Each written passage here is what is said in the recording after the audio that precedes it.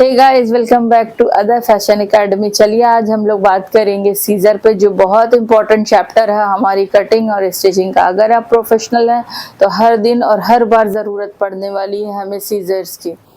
तो इसके लिए हम लोगों के पास प्रॉपर नॉलेज होनी चाहिए, प्रॉपर जानकारी होनी चाहिए कि हम लोग को किस टाइप की सीज़र लेनी चाहिए या मार्केट में कौन सी सीज़र अवेलेबल है या नहीं है।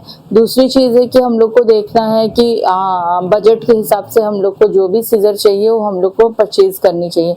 चलिए हम लोग देखते हैं कितने टाइप्स की सीज़र होती है और हम लोग को कौन सी सीज़र प्रॉपर यूज़ करनी चाहिए।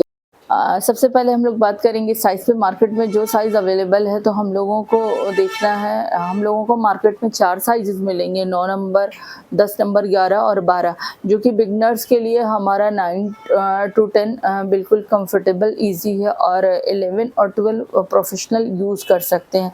साथ ही साथ अगर इस सीज़र की बात करेंगे, इसके साइज़ की बात करेंगे तो ये भी 12 नंबर सीज़र है और ये बड़ी सीज़र है, बट इसकी लेंथ में फ़र्क है, बट नंबर इसका सेम ही है और इसका कटिंग का तरीका भी सेम है। इसमें थोड़ा सा ब्लंट है और इसमें एक शार्पनेस है।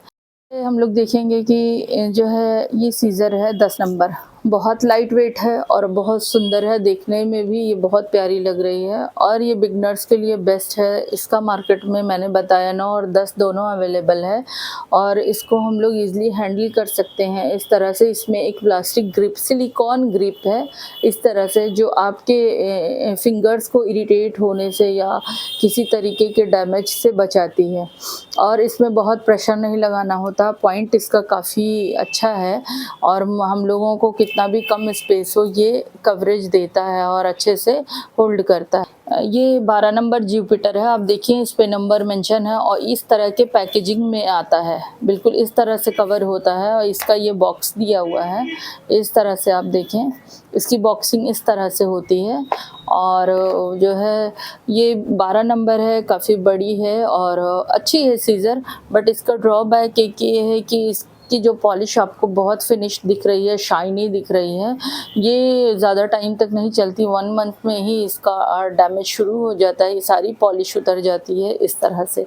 आप देखिए मैं ये पिछले 1.5 महीने से करीब यूज़ कर रही हूँ। 1.5 महीने में इसकी कंडीशन इस तरह से आई है, बट शार्पनेस में कोई फ़र्क नहीं है, बस इसकी जो है बनावट में, इसकी उसमें पॉलिश में इस तरह का फ़र्क आता है।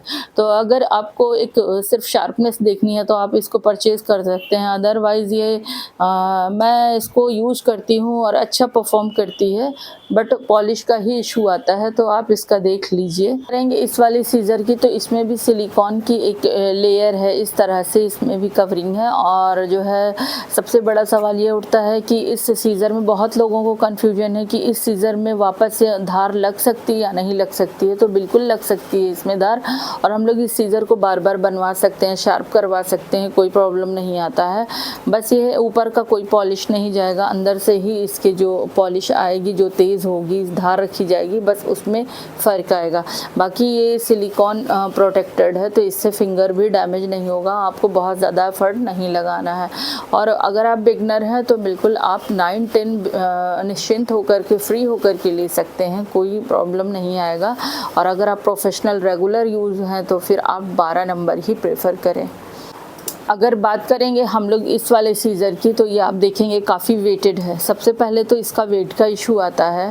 ठीक है, ये सीज़र मास्टर्स यूज़ करते हैं, पर ये मुझे लगता है कि जेंट्स हैंडल कर सकते हैं बस, बट लेडीज़ के लिए थोड़ा डिफ़िकल्ट होगा। काफ़ी हैवी है और ब्रॉड है, ये ब्लंट है, तो इसमें बहुत सारे ड्रॉबैक्स हैं। कटिंग तो इससे भी हो जाती है, कोई मसला नहीं है, बट इसमें कोई कवरिंग नहीं है। आप देखें इसमें कोई कवरिंग नहीं, कोई वो नहीं, इससे सीधा डैमेज हो जाती हैं फिंगर, सारी डैमेज हो जाती हैं और ये बन भी जाती है। मैंने इसको शार्प करवाया है, बट मैं इसको सिर्फ थ्रेड के लिए यूज़ करती हूँ, मुझे ये यूज़ करना पसंद नहीं है बिल्कुल भी। और अभी हम लोग देखेंगे कि जो ये इस तरह से जो निशान बने हुए हैं, इसको एज अ एक्सपीरियंस मार्क ले सकते हैं आप, क्योंकि मैं काफ़ी लंबे 12 to 15 ईयर्स से अप्रॉक्स मैं लगातार सीज़र यूज़ कर रही हूँ। मेरे दिन भर के ज़्यादातर टाइम सीज़र के साथ ही निकल जाते हैं, कटिंग में निकल जाते हैं। तो मुझे इस तरह से, आप देखिए मैं ऐसे होल्ड करती हूँ तो पूरा प्रेशर मेरा इस पे जाता है और बार बार ये चीज़ें स्टार्टिंग में ऐसा नहीं था, इतनी हार्डनेस नहीं थी स्टार्टिंग में, एक छाले से ही शुरू होगा, बट आप रेगुलर यूज़ करेंगे तो इस तरह से वो हार्डनेस आ करके आपका इस तरह से निशान छोड़ जाएगा। तो आप प्लीज़, ये मेरा एक्सपीरियंस था तो मैंने आपके साथ शेयर किया। बहुत इंपॉर्टेंट है कि जो बिगनर्स हैं वो बहुत केयरफुली सीज़र को लें और यूज़ करें, क्योंकि जिनका रेगुलर काम है उनके फिंगर्स में निशान ना आए, इसलिए इन सारी बातों का बहुत केयरफुली ध्यान रखें। बात करेंगे अगर इसके रेट की, तो रेट इसका 450 से 400 के बीच में आता है।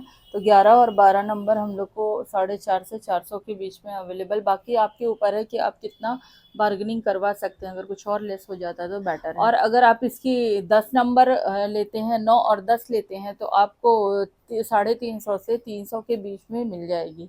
बात करेंगे अगर इस वाले सीज़र की, तो इस वाले सीज़र का कॉस्ट 550 है। बाकी साइज़ पे डिपेंड है, ये मार्केट में 200 से लेके 800 के रेट तक आता है, और इससे छोटी भी आती है, इससे बड़ी भी आती है, तो जो साइज़ होगा वैसा रेट होगा।